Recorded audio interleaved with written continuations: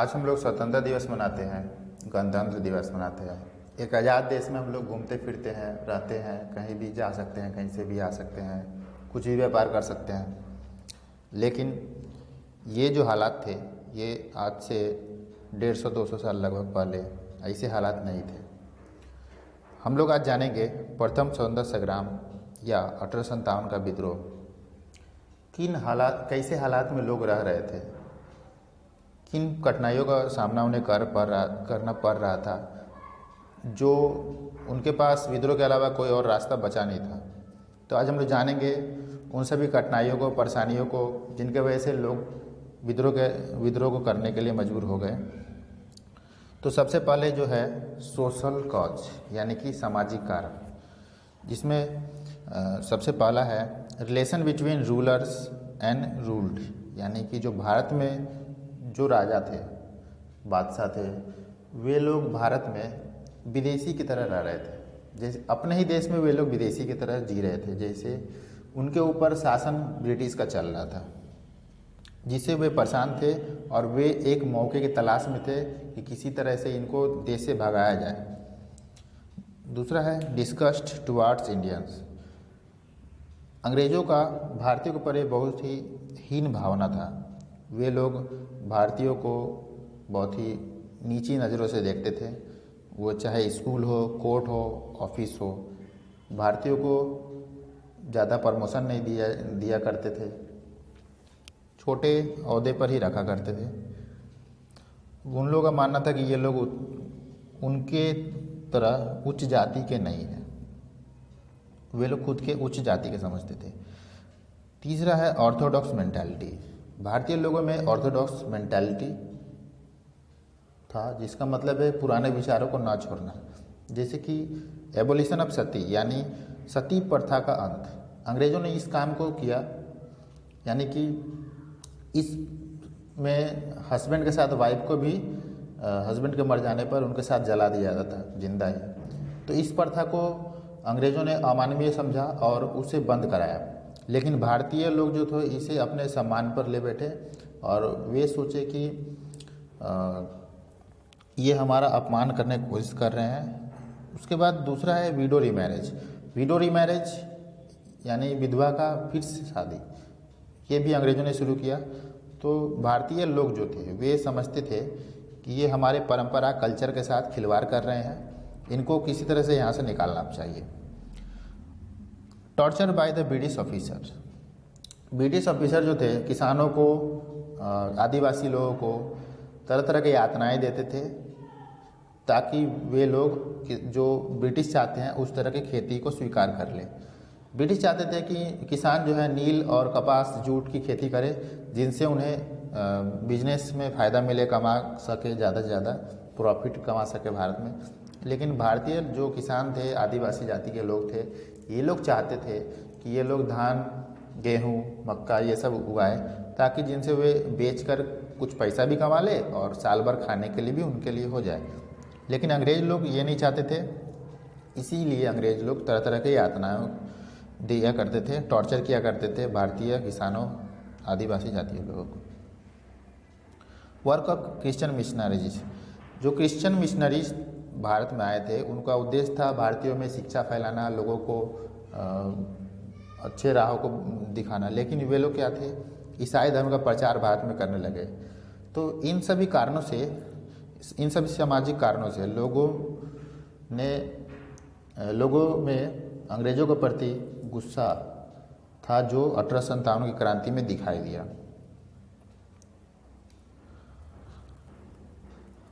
आर्थिक कारण, plunder of wealth यानी धन की लूट।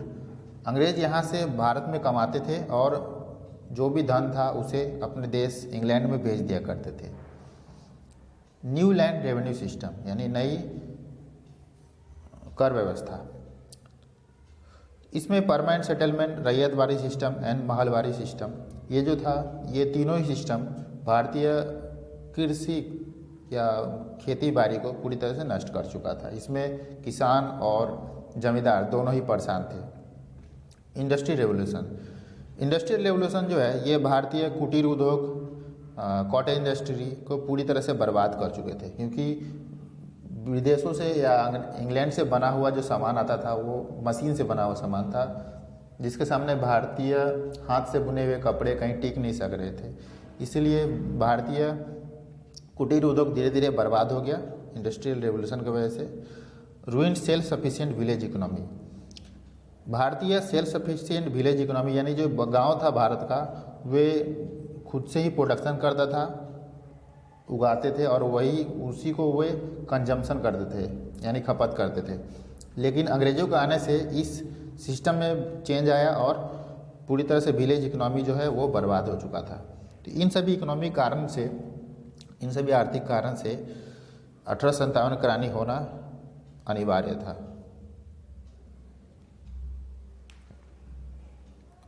राजनीतिक कारण, राजनीतिक कारण में सबसे पहला जो है ये है सब्सिडियरी अलायंस।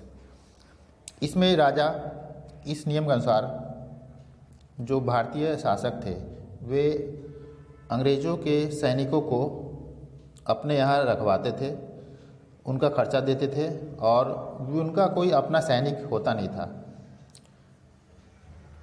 इसके वजह से क्या हुआ, भारतीय लोग जो थे और उन सैनिक तो थे नहीं तो उनको कुछ और काम मिलता नहीं था, और ब्रिटिश ट्रूप जो थे राजा के सभी हरकतों पर नज़र रखते थे। राजा किसी पे हमला नहीं कर सकता था, उसके लिए उनको अंग्रेज़ों से इजाज़त लेना पड़ता था।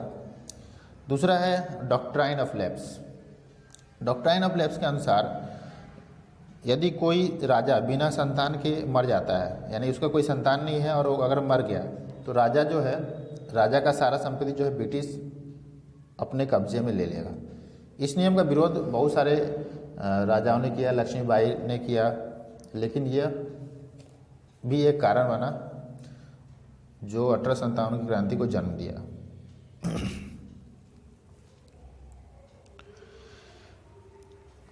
ये सबसे इम्पोर्टेंट कारण है सिपॉय मिटनी यानी कि सैनिक विद्रोह।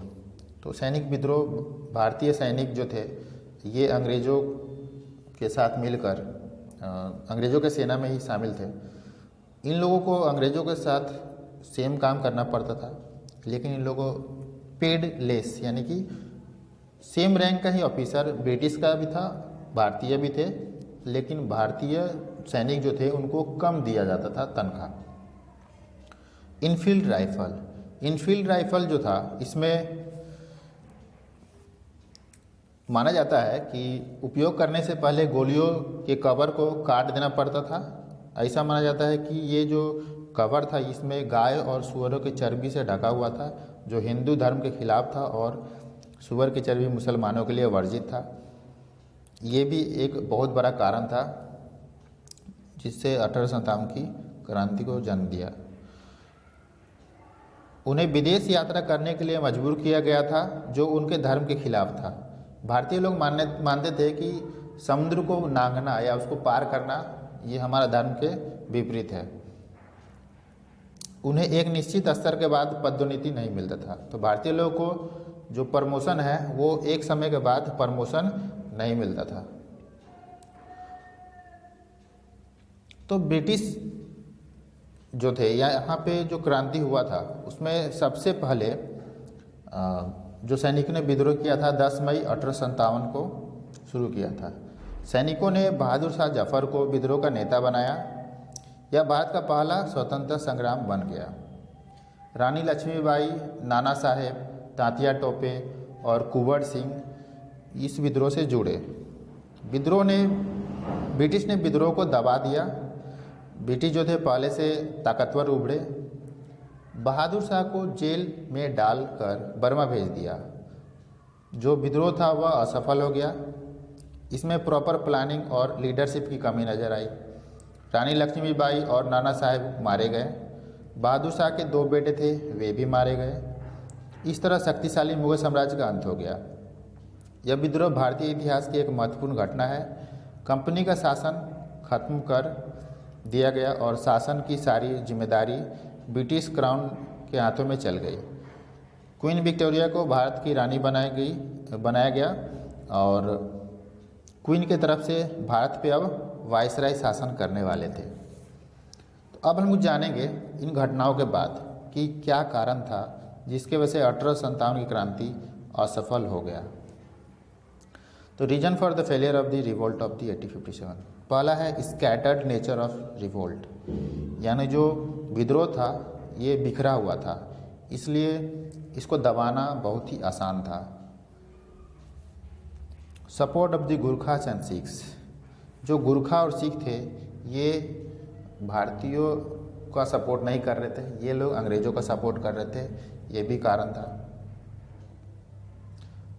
लैक ऑफ प्रॉपर लीडरशिप, एक कोई प्रॉपर नेता नहीं था भारत में इस विद्रोह का।